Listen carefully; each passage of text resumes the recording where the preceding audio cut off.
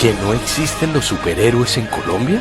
Lorena Ríos, Honorio Enríquez, Alirio Barrera, Nadia Blel, José Marín, Ángel Pinto, Berenice Bedoya, Norma Hurtado, Ana Paola Agudelo. Estos 9 senadores merecen nuestro respeto y apoyo. Ellos archivarán la reforma de la salud y estamos seguros que no apoyarán la ponencia alternativa. Gracias a estos 9 héroes, los colombianos podremos seguir recibiendo atención médica confiable. Gracias, superhéroes. Con este video, Vargas Lleras expresó su agradecimiento a unos supuestos héroes del Congreso que salvaron el sistema de salud. Pero ¿por qué estos señores son héroes para Vargas Lleras? ¿Por qué la reforma a la salud es nefasta para él? ¿Por qué dice que la reforma quiere acabar con todo lo construido? ¿Por qué la reforma para él es una atrocidad? ¿Por qué tanto el desespero de Vargas Lleras, que hasta sale a marchar para impedir la aprobación de la reforma? ¿Por qué hoy el sistema es excelente, pero cuando él estaba en campaña había que transformarlo? ¿Por qué cuando estaba en campaña el sistema sí estaba delicado? ¿Qué queremos hacer con el delicado problema de salud? Si el sistema está tan perfecto económicamente, ¿por qué en campaña prometía saldar las deudas de las EPS? Quiero reiterar hoy también que será tarea del próximo gobierno el saldar la deuda hoy pendiente con todas las clínicas y hospitales públicos y privados. Si el sistema es tan maravilloso, ¿por qué en 2018 propusieron transformar el sistema? Y uno de sus propios senadores dijo: sabemos que los colombianos están muy afectados por el actual sistema. Los usuarios sufren demoras para ser atendidos y se ven obligados a instaurar acciones de tutela para acceder a servicios, medicamentos o tratamientos. Y hasta el senador Fabián Castillo Suárez, de Cambio Radical, radicó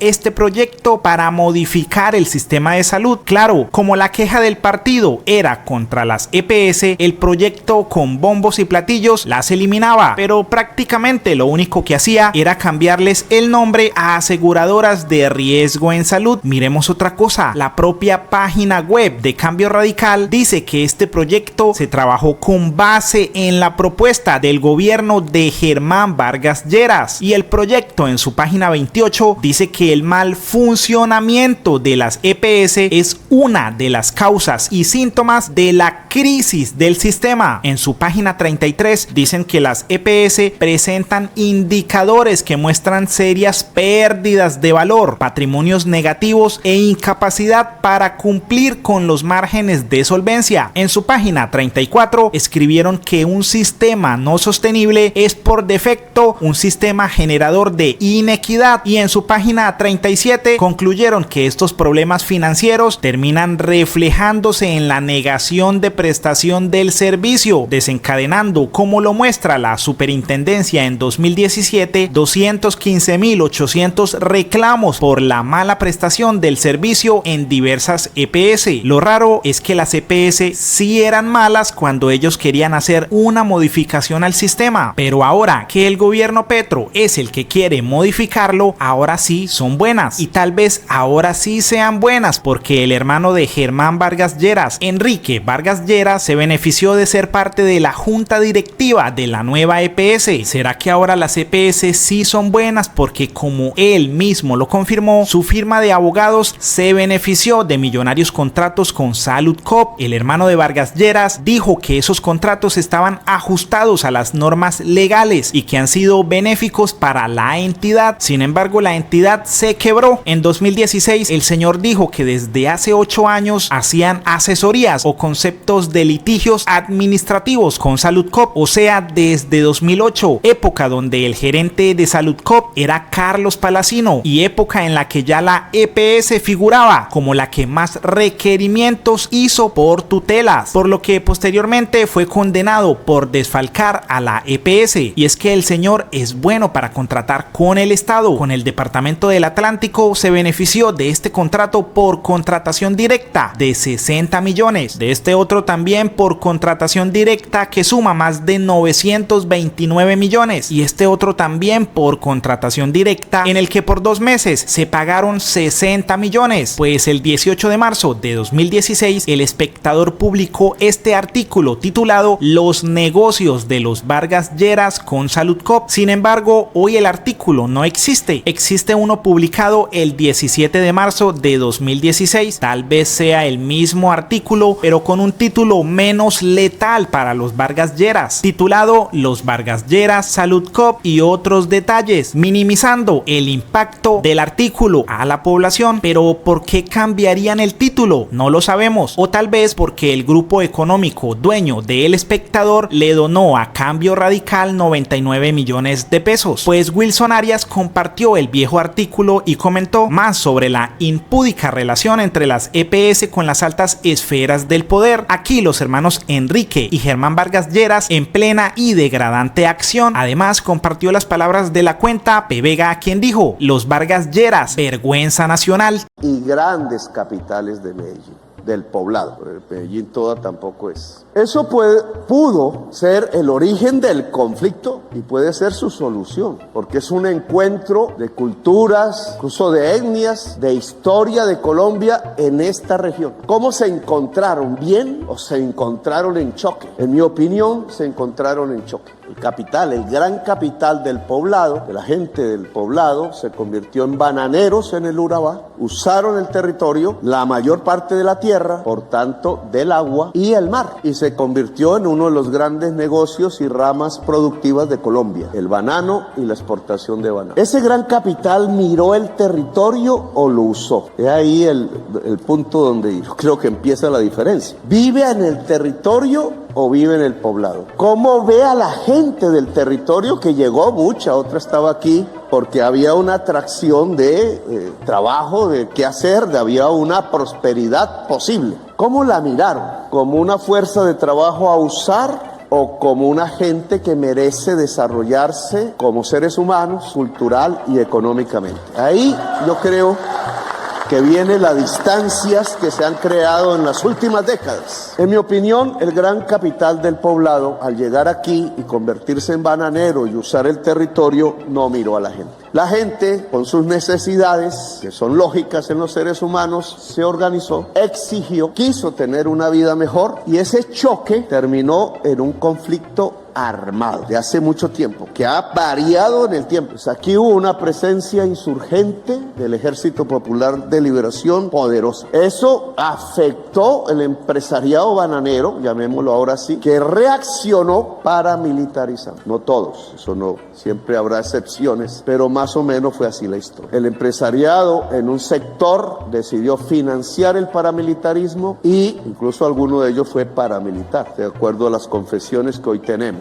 Tras estas palabras, el gobernador de Antioquia, Andrés Julián, comentó: ayer el presidente Petro atacó a la Comuna 14, el poblado, para estigmatizar a Medellín y a Antioquia. Y sí, estas fueron las palabras de alguien que fue solo a leer varias hojas, iniciando con una especie de poema. Antioquia tiene mar y está en su Urabá. Antioquia tierra, la tierra prometida, y esa es Urabá. Antioquia tiene unas expresiones potentes y hermosas, muchas de ellas en Urabá. Antioquia tiene la segunda costa más extensa del Caribe colombiano y está en esta bella región de Urabá. Palabras muy bonitas, adornadas de frases de cariño, de belleza y de un aparente interés en las problemáticas de la región, pero al final no fueron más que eso, palabras bonitas expresadas con una voz y una mirada que no transmitían la verdadera belleza que querían resaltar. Y está en esta bella región de Urabá. Pues esas hojas tenían un objetivo claro: hacerle exigencias políticas al presidente Petro, quien estaba presente en el evento. Y ojalá la nación concurra con el 30% restante. Y esperamos que la nación, a través de la RT, pueda completar lo restante. Las vías que pasan por Antioquia le pertenecen a Colombia y deben terminarse. Le decía a usted, el alcalde de Turbo, que el túnel del Toyo significa para esta tierra empleo, inversión y posibilidades. Y si el gobierno, dentro de sus prioridades, no considera por cualquier razón invertir en ellas para su culminación, respetuosamente le insistimos, entréguenos esas vías para que estén bajo la tutela de la gobernación de Antioquia. Este no es el mar de Antioquia, es el de Colombia, es el más cercano en el Caribe para el eje cafetero, para el Valle del Cauca y aún para Chocó. Hay que terminar las vías de cuarta generación por el bien de Colombia. Los gobiernos pasan, queridos amigos, pero los territorios y su gente se quedan y eso no lo podemos perder de vista. Tal vez por ello, tras su discurso, lo único que se escuchó fue un cántico en favor de Gustavo Petro. Muchas gracias. Muchas gracias, señor gobernador. Ahora escucharemos las intervenciones de los voceros de la comunidad. Serán ellos quienes expondrán sus propuestas y necesidades al presidente de la República en temas basados en agua, seguridad, reforma agraria, juventud y tierras, entre otros temas de gran importancia para Urabá.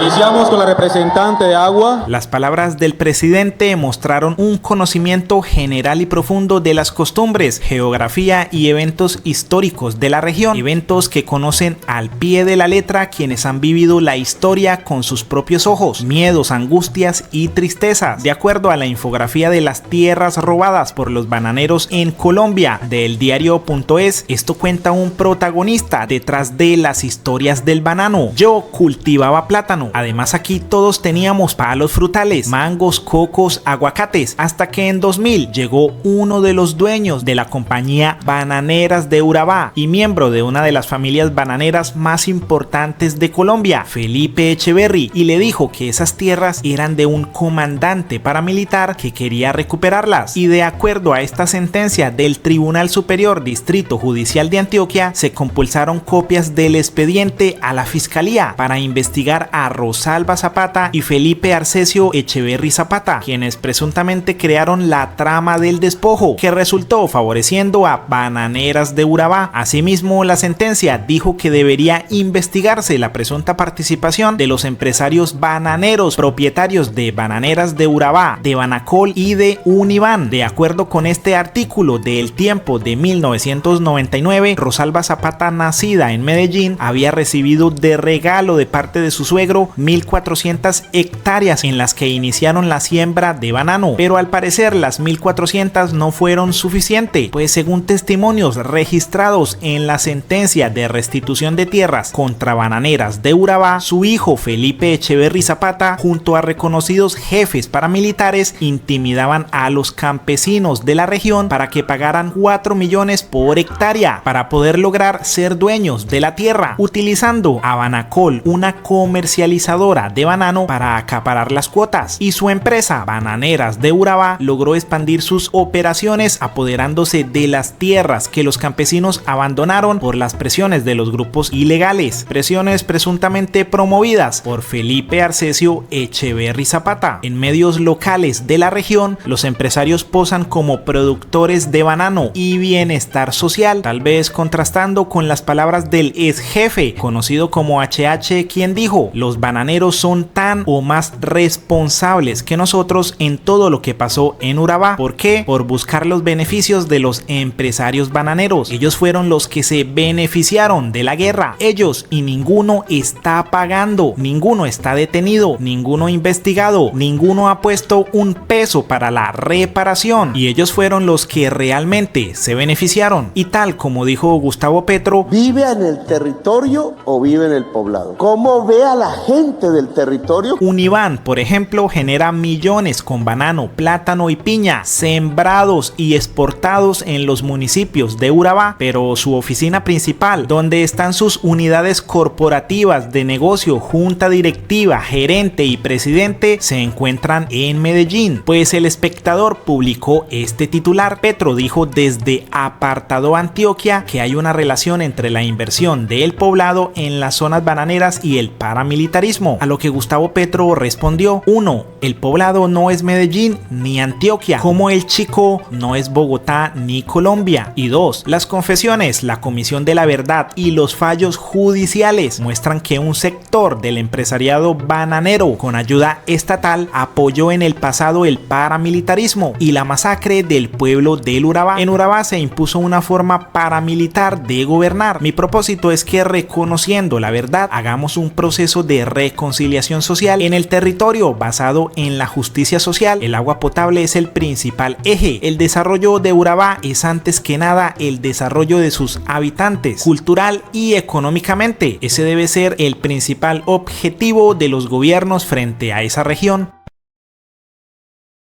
Personas que venimos de la guerrilla y de la autodefensa, de espectros ideológicos diferentes, en algún momento nosotros íbamos a atentar contra la vida del señor presidente, y hoy vamos a reunirnos, a darnos la mano, a construir caminos de paz y reconciliación. Siempre debemos respetar esas diferencias. El camino no puede ser ni puede seguir siendo la violencia. El camino es la paz y la reconciliación. Reconocer como guerra la obligación del Estado de proveer seguridad. Los comandantes de brigada, de batallón que vayan bien, magnífico. Los que vayan mal y no den resultados, que van presentando la renuncia. No eran capturas. Aquí lo que exigían eran muertes en combate, y como lo manifestaba en sus programas el comandante del ejército, era litros de sangre, tanques de sangre. A mí no me importa nada de capturas, a mí me tienen que dar son muertos en combate, y los muertos en combate era como diera lugar. Los que vayan mal y no den resultados, que van presentando la renuncia. Busco ser un actor de cambio, no de venganza ni retaliaciones. Salvatore Mancuso fue perseguido, sometido a la justicia y después extraditado por Álvaro Uribe, y lo que estamos viendo también es una actitud de vendetta, de venganza, tratando de enlodar su nombre. Yo pude haber insistido en quedarme en Estados Unidos o que me mandaran a Italia, pero renuncié al pedido de protección internacional que hice justamente por el ofrecimiento que me hace el señor presidente Petro. Yo creo en la paz total y por eso he regresado al país, para continuar poniéndole la cara a las víctimas, continuar avanzando en los procesos jurídicos que se derivaron del proceso de paz, de negociación entre autodefensa y el gobierno de aquel momento Uribe. Así que vine a cumplir la palabra empeñada. La paz total es el aniquilamiento del adversario, Julio. Producto de nuestra desmovilización surgen actores armados en el que hoy existen, por ejemplo, el ejército gaitanista de Colombia. Estos muchachos se rearman producto de varias situaciones. La primera, el incumplimiento de la palabra del Estado, del presidente de la República en representación del Estado colombiano. Hizo unos acuerdos con las autodefensas que no cumplió. En aquel momento era el presidente Uribe.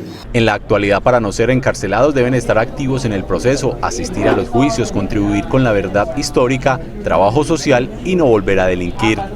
Me embolatan las horas sociales, me llaman y me dicen que sin esas horas entonces voy a ser detenido durante 3 años tras de las rejas. Y muchos están siendo condenados y se les está dictando la medida de aseguramiento para que se vayan para la cárcel. Sin embargo, muchos exparamilitares sienten que el Estado los abandonó. El 90% de los desmovilizados que hay en Antioquia no reciben apoyo económico a la reintegración, porque ese apoyo económico que el Estado les da es hasta por 6 años. Unos 25.000 desmovilizados rasos están en el limbo de ser condenados por la justicia ordinaria después de que un fallo de la Corte les quitara beneficios.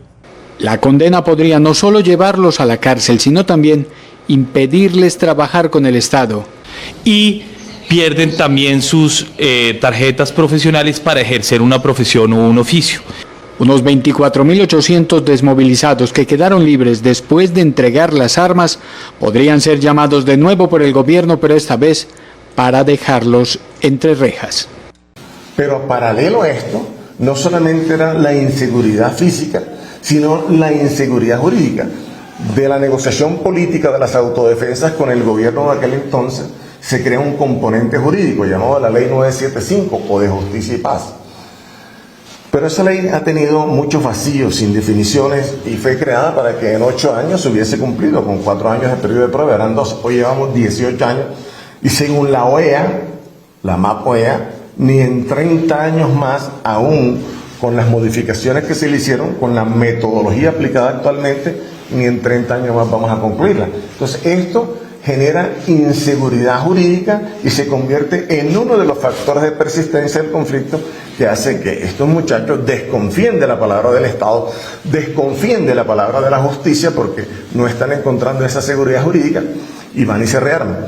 Decírselo, es que yo no puedo seguir creyendo en los procesos de paz. Un país que lleva más de 32 procesos de paz y sigue siendo uno de los más violentos del mundo, ¿no será que tiene que replantear la idea de que dándole impunidad a los violentos el país mejora? La política de seguridad democrática siempre insistió en utilizar el miedo, la violencia, la guerra como una plataforma política de la seguridad democrática. Si no existían grupos armados, si no existía violencia, si no existía guerra, pues su discurso político se acababa. Entonces, el discurso de ellos y la manera de actuar fue que mientras más exista violencia, nosotros nos podemos legitimar. La seguridad va de la mano de la inversión social. Si hay un pueblo que entiende esa relación, es este gran pueblo del Magdalena. Sin seguridad no hay inversión, sin seguridad no hay recursos para lo social, sin seguridad no crece la economía para el empleo, sin seguridad no hay turismo, sin seguridad se mantienen vacíos los hoteles, sin seguridad no se siembra palma africana, sin seguridad no se mejoran los distritos de riego, sin seguridad no hay manera de proteger los nacimientos de agua arriba en la Sierra Nevada, sin seguridad no se instalan las plantas de extracción de aceite, sin seguridad no se construyen las plantas de producción de biodiesel. La seguridad es un camino necesario para que prospere la economía. Por supuesto que le favorecía porque hacía parte de su política de seguridad democrática. ¿Y qué muestra en la política de seguridad democrática? Que necesitan un salvador, un gobierno de mano fuerte y firme que sea capaz de enfrentar esa violencia. Si esa violencia se termina, entonces ¿cuál es el discurso político de esa seguridad o de esa política de seguridad democrática? No existe. Hay que llevar de la mano la política de seguridad democrática y la política de inversión social. Por eso necesitamos un gran apoyo de los electores que viven en Colombia y por fuera el 28 de mayo. Ayúdenme a ganar, que lograremos que Colombia gane. Hoy, por ejemplo, Uribe es una persona que a mí no me preocupa y creo que al país no tiene que preocuparle porque Uribe es una persona que no le ayudó a la paz del país, que no le ha ayudado a la paz del país y que definitivamente podemos nosotros observar que a través de todos los años lo que hemos vivido es que no ayuda a la paz y a la reconciliación del país, que es lo primero que piden las poblaciones cuando uno llega allá. Algunos iban a dar muchos nombres de las personas que habían matado. Quería escuchar si en alguna de ellos estaba el papá de mis hijos, que lo mataron con otro muchacho que se llama Daniel Oscar Espitia. Quiero saber por qué lo mataron, si él se vino para acá a trabajar por sus hijos. El Montoya se fue por el distrito y estaba ubicado en una casa. Yo logré llegar antes de que él cruzara el puente y a una distancia de media cuadra le grité: míreme que sí soy yo fui esa mamá que le dijo a usted, Montoya, te va a hacer falta vida y a mí me va a sobrar para que me compruebes que mi hija es una guerrillera. Aquí estoy, compruébenos que eran guerrilleros. Usted lo testificó, usted invitó medios y dio una rueda de prensa testificando que eran del 9º Frente. Infame, canalla, son mentiras, eran niños. Mi hija era una estudiante, mi niña soñaba ser una gran odontóloga para darnos un buen futuro. Me condenaste a eso, a vivir sin ella, a vivir con un miedo de que mi otra hija, Jessica, salga a la calle aún con 27 años que tiene, porque me da miedo que le hagan lo mismo, un falso positivo. Todavía no tengo ese valor de soltarla. Nos condenaste a vivir en una ciudad donde no somos felices, nos condenaste a vivir en 4 paredes, que no es lo mismo que estar en un pueblo. A eso nos condenaste con ese resultado que diste.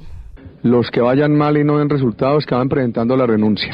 Bueno, mire, Uribe no es importante para mí, ni yo vengo con ánimo de venganza, de retaliación porque me extraditó, no. Yo vengo con el ánimo, la confianza, el compromiso de pasar la página. Uribe no me interesa.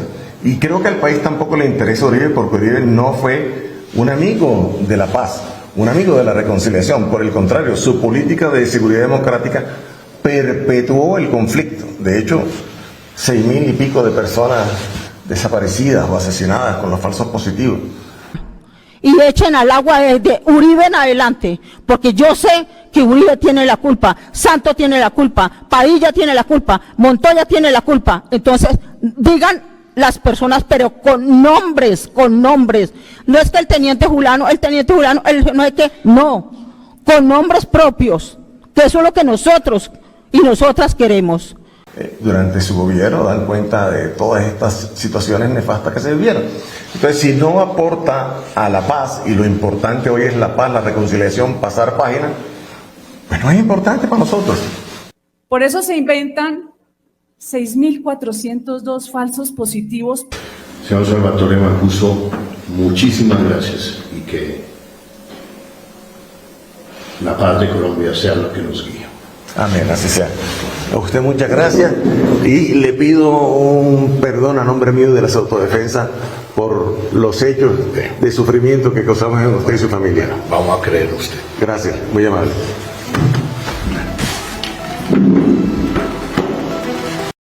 La cuenta de Vicky Dávila el 20 y 21 de marzo siguió con su agenda política: atacar a Petro, contradecir a Petro, hablar mal de Petro, hablar de Venezuela y hablar de los funcionarios de Gustavo Petro. Pero no encontramos la noticia urgente, grave o impresentable acerca del exgobernador del Cesar, Luis Alberto Monsalvo Géneco, familiar de la periodista quien fue condenado a 21 años de cárcel. Aquí también vamos a mostrar cómo la revista le resta gravedad a ciertas noticias, mientras que a otras las adorna con escandalosas palabras. Pues recordemos que el señor es familiar de la directora de Semana y así les tocó titular la nota: condenan a 21 años y medio de prisión al exgobernador del Cesar, Luis Alberto Monsalvo Géneco, por corrupción en el programa de alimentación escolar PAE. Como podemos ver, no hay ninguna palabra o frase que incremente la percepción de escándalo en la nota. Palabras como muy grave, urgente, conmoción,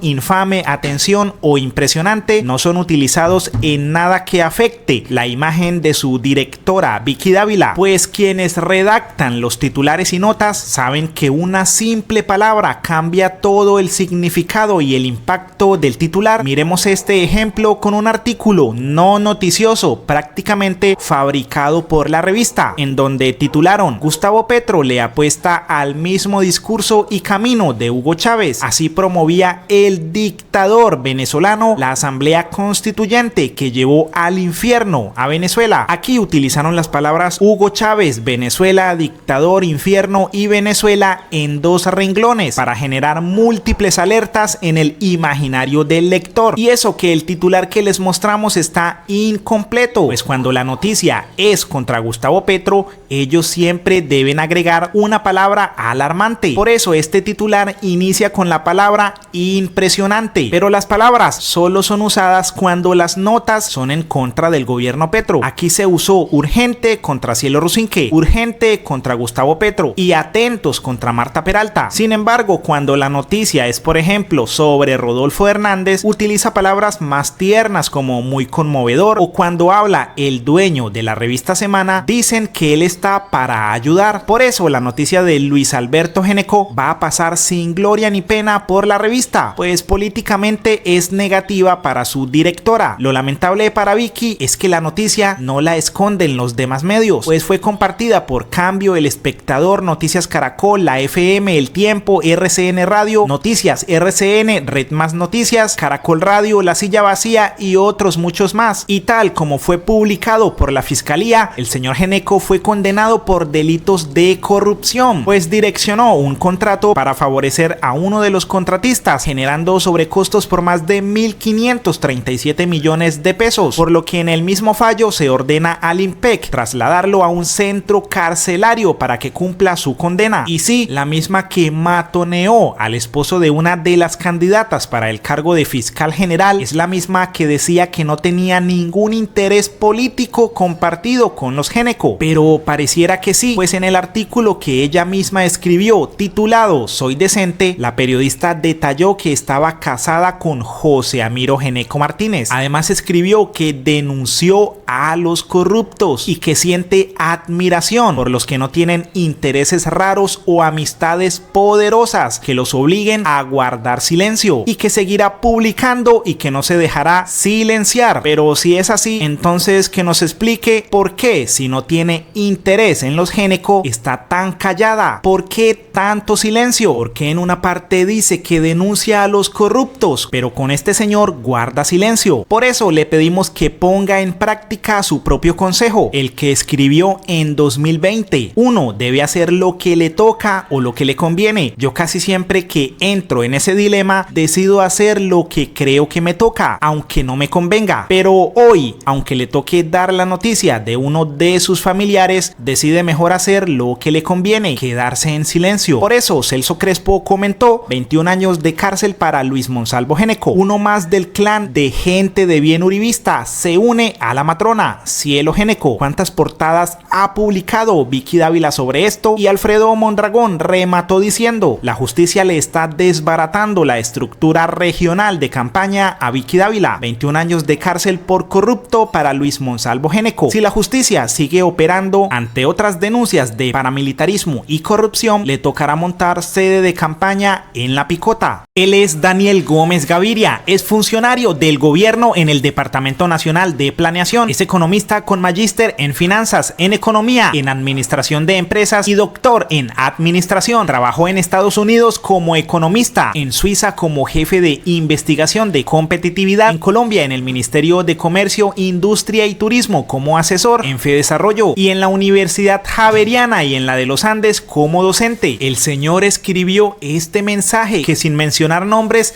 hacía una clara insinuación a Gustavo Petro: la búsqueda permanente de enemigos, la tecnocracia, el neoliberalismo, la oligarquía, el Congreso, los partidos, la Federación de Cafeteros, los empresarios, las reglas presupuestales, la misma Constitución. Pues vamos a ver quiénes son esos enemigos que menciona el economista. El señor comparte los tweets de uno de los tecnócratas de Duque, el encargado del Fondo de Estabilización de Precios y Combustibles del gobierno pasado, quien además reemplazó a otro de los tecnócratas de Duque, Alberto Carrasquilla, un tecnócrata que cursó sus estudios de economía en la Universidad de los Andes, tiene una maestría y un doctorado en economía. Sin embargo, no sabía ni cuánto valía un huevo, siendo ministro de Hacienda y Crédito Público. El señor Daniel Gómez Gaviria también apoyó la candidatura de Carlos Fernando Galán, pues el señor fue donante en su campaña, por lo que podemos decir que comparte los mismos intereses políticos de otros donantes, o sea, algunos empresarios que donaron en esta misma campaña, como azucareras, accionistas de EPS como Seguros Bolívar, bancos, constructoras, clínicas, instituciones de salud, etcétera, etcétera. Y lo que tienen en común es que estos mismos empresarios son los que apoyaron otros partidos políticos para derrumbar las reformas de Petro, como es el caso de la reforma a la salud y el impuesto saludable. Y qué casualidad que algunos sean los mismos que financiaron la campaña de Duque, o sea, los de siempre, o sea, los que siempre han gobernado. Daniel también dice que Petro es enemigo de los partidos, pero lo que pasa es que los partidos están en la misma bolsa de estos empresarios que buscan leyes a su favor. Para comprobarlo, al lado izquierdo pondremos los empresarios que financiaron al candidato que el señor también financió, o sea, a Carlos Galán, y al lado derecho a los empresarios que apoyaron al Centro Democrático. A Galán lo apoyó Río Paila y al Centro Democrático Democrático también. A Galán lo patrocinó Seguros Bolívar. Al Centro Democrático también. A Galán lo apoyó Castilla Agrícola. Al Centro Democrático también. A Galán le donó Da Vivienda. Al Centro Democrático también. A Galán lo patrocinó Ingenio del Cauca. Al Centro Democrático también. Mejor dicho, todos están metidos en un mismo costal. El señor también dijo que Petro era enemigo de la oligarquía. Pero señor, la oligarquía es más de lo mismo. Su candidato Galán es alcalde de Bogotá, fue concejal de Bogotá, fue senador de la República, fue secretario de Transparencia de Colombia, hijo del excandidato Luis Carlos Galán, hermano de Juan Manuel Galán, quien ha sido 3 veces senador y ministro plenipotenciario en Londres del expresidente Uribe. Su candidato también es hermano de Claudio Galán, quien fue cónsul general de Colombia en París y alcalde encargado de Soacha. Su tío Augusto Galán fue ministro de Salud. Otro de sus tíos, Antonio Galán, fue presidente del Consejo de Bogotá. Su primo Andrés Villamizar fue secretario de Seguridad y Justicia de Cali y fue coordinador nacional de la campaña de Germán Vargas Lleras de Cambio Radical. Y su tía Maruja Pachón fue ministra de Educación. Mejor dicho, todos los enemigos de Petro se resumen en unos pocos, o sea, los del Centro Democrático, los de Cambio Radical y las empresas que se han beneficiado de jugosos contratos, peajes, leyes y subsidios con el gobierno, que además financian a estos mismos partidos para seguir obteniendo los mismos beneficios. Por eso Gustavo Petro le respondió: todas las palabras que Daniel Gómez, anterior funcionario de Duque, menciona aquí solo corresponde a una. Todas son sinónimos de una. Es una élite de poder hereditaria que ha gobernado solo para sí misma y no ha sido capaz de construir una nación. La exclusión social y étnica ha sido su método y nos ha llevado al narcotráfico y la violencia. A esa élite u oligarquía en las elecciones del año 2022 le enviaron un mensaje: el pueblo quiere un cambio, no quiere más exclusión ni violencia contra él. Y ya elegido quien te responde, para ser coherente con ese mandato, ha propuesto que se haga el cambio de manera concreta y tranquila, sin enemigos pero sin titubeos, el cambio político, económico y social del país. Solo he recibido como respuestas insultos, groserías, engaños, bellaquerías. Quizás sea el hombre más vilipendiado de la historia nacional. Mi pecado es no ser de la oligarquía y no querer serlo, y defender el interés de la clase trabajadora, de las juventudes, de la mujer, de indígenas y negros y negras, los intereses del mundo popular.